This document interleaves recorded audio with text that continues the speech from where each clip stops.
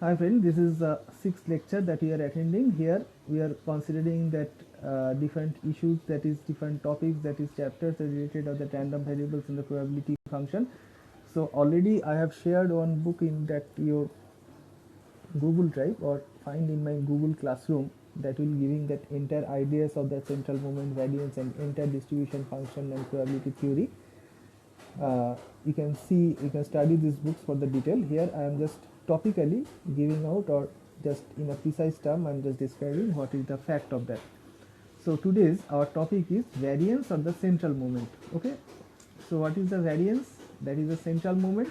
And what is that expectation? That is called that mu, and that mu is a statistical average. Basically we are considering right there. So how to calculate that mu and that variance? Here I have already written that mean is called that expectation and variance is called the central moment.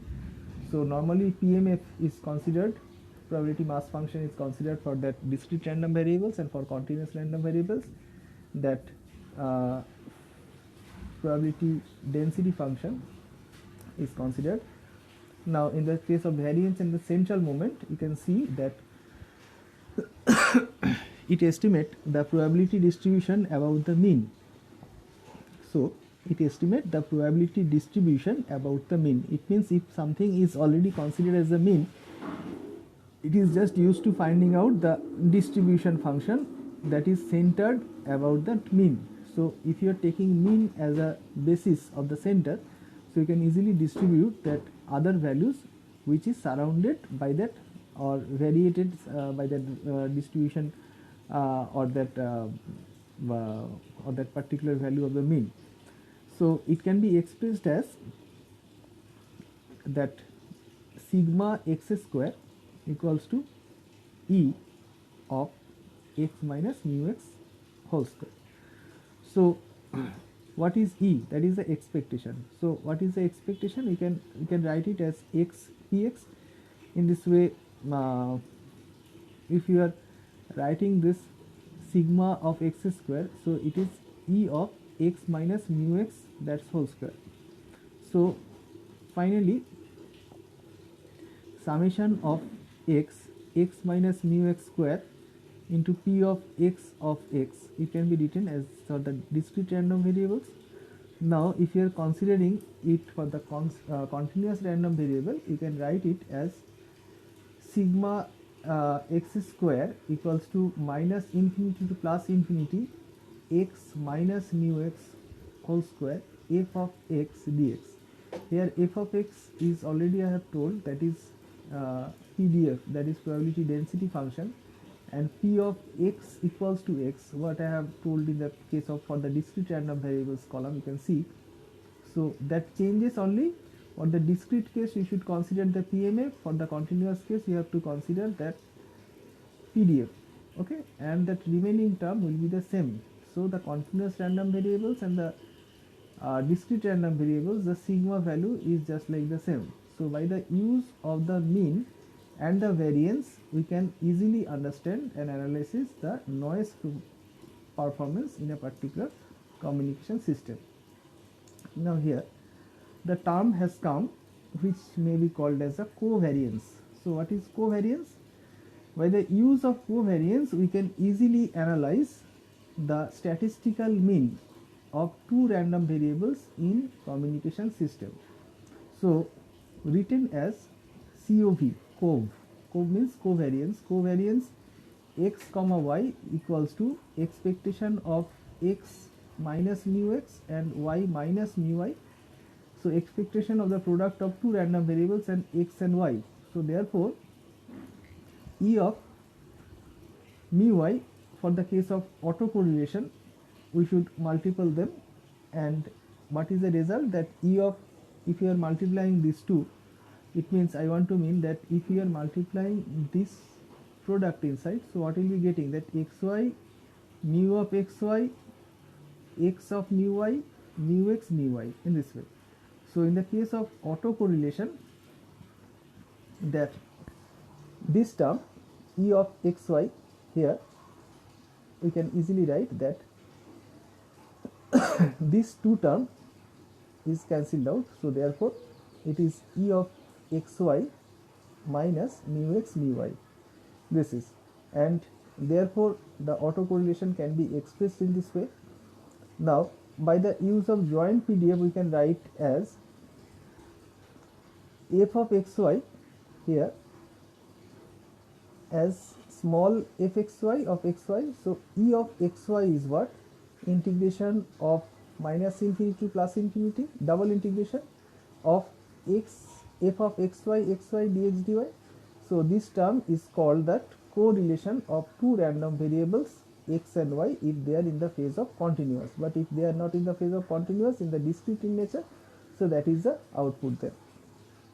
Now if two random variables as x and y are statistically independent, so I can write f of xy this is, that is equals to f of x and f of y. Okay, so put that equation in this one, you will be getting much more clear views on this. So what will be coming in that next page, we should see that E of x comma y is integration of plus infinity to minus infinity, double integration f of xy x comma y dx dy. So if you are biparting it, so obviously minus infinity plus infinity fx x dx into fy of y minus infinity plus infinity dy. So that is equals to E of x and E of y. So this is mu x and mu y. So covariance of xy is basically, that is E of xy. If it is mu x and mu y, you are just putting this relation in that particular equation. You can see that covariance. So here E of xy of E of x comma y, it is mu x and mu y. So just putting this, you will be getting that covariance is equals to 0. So for two uncorrelated function, the covariance of two random variables is always 0. It is a very important factor, you have to know it. For two uncorrelated function, the covariance of two RV is always 0, but if they are correlated to each other, it will not 0, because that E of xy, it never equals to mu x and mu y then. But if it is a correlated function, so only it can be calculated. So finally, two random variables here x and y are uncorrelated or statistically independent. For when? If E of xy equals to E of x into E of y, it means expectation of individual statistical value if multiplied and getting that cumulative value for discrete random variables. So we can conclude in this way that expectation of x and y equals to E of x and E of y for the discrete random variables.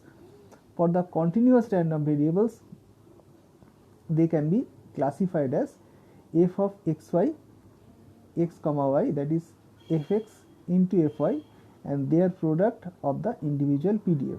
So what is the main topic of this particular lecture? Before going to this, one particular point, that if you are considering the Gaussian PDF or the normal PDF used for the continuous random variables, we used to take this type of distribution, and what is the feature that is most important in the area of communication, and majority of noise found in the Gaussian in nature, and their additives called the white Gaussian noise, and therefore that function, if you are plotting, it look like that bell shaped function. Why? You can say that is the AGN channel or the Gaussian distribution channel, and in this particular Gaussian distribution channel, that f of x can be expressed as 1 by root over 2 pi sigma x, 1 by root over 2 pi sigma x e to the power minus x minus mu x whole square divided by 2 sigma x square. Now that is the, if you are integrating this, so obviously from x1 to x2 we are integrating, so obviously you are getting the probability of finding x between this particular range, because this is called that what, integration of fx. So obviously it is a cumulative distribution function. Now if this is not a continuous random variable, so obviously the cumulative distribution function or CDF is quite different, but here in that case of probability of finding x between x and x1 and x2, so obviously it is the integration of this result, and basically probability of finding x between x1 and x2, it means we are finding out these values in this range, it means we are finding out the CDF, and specifically the CDF we want to find out between x1 and x2. Here the peak value is mu x. Okay, so the peak value is mu x. Mu x is what? It is the statistical mean. So its statistical means, that is the mu x. So that term mu x, which is considered as a statistical means, is called the expectation. So here mu x is the mean of x, and its variance is what? Sigma x square is eventually spread in the two sides. So it is a mu x and the variance is spread. Okay, so what I want to mean that that mean is this and the variance is just taking in this way distributed. So that mu x, or that variance the variance that is sigma x square is eventually spread into two sides of the distribution function fx. So it is the bell-shaped function, and that particular distribution function is very much important of understanding the communication, because in which places the mu x is 1. Here say if it is 1, so that is representing 1. If one particular function is like where this is the mu x, so if it is the mu x, so obviously here mu x is 0. So if you are taking these two functions, one function is like this and another function is like this, so obviously it representing 1 and it representing 0. Two functions are there, either 0 or 1.